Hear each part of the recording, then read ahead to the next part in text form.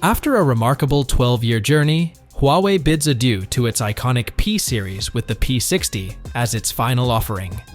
But now, a new era begins with the introduction of the Huawei Pura series. Pura, derived from the Spanish word for pure, genuine, reflecting Huawei's commitment to authenticity.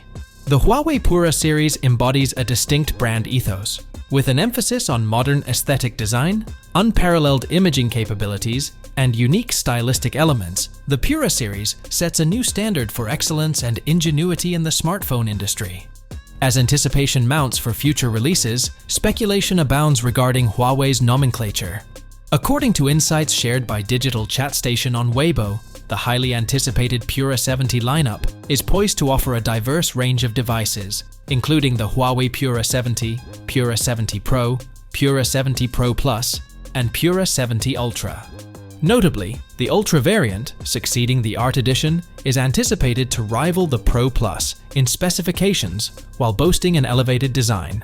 Distinctions between the Pro and Pro Plus models are expected to emerge in areas such as battery longevity and photographic capabilities. Early murmurs of blind ordering events are said to have started in China, offering enthusiasts a chance to reserve their preferred models hassle-free. On a different note, Huawei is dropping a cool $1.66 billion, that's 12 billion yuan, to build a massive chip R&D facility in Shanghai. This move's all about ditching the reliance on foreign chip makers. And guess what? They're not messing around when it comes to hiring. They're throwing big bucks at top talent, doubling what local chip makers dish out. Plus, they're poaching engineers from big names like ASML, TSMC, you name it. But here's the kicker, working at Huawei might be tougher than you think.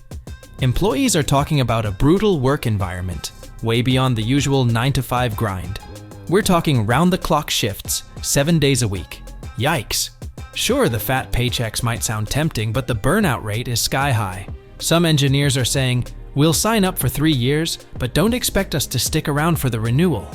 Right now, Huawei's relying on SMIC for its 5nm Kirin chip, expected to hit the market soon. And guess what? SMIC's also working on their own 3nm chips for Huawei. Bottom line? Huawei's pushing for independence, but they'll still need SMIC's help for a while. Let's see where this chip journey takes them. So that's it for this video. Thank you for tuning in. Be sure to engage with us by liking and subscribing for future updates. Peace out.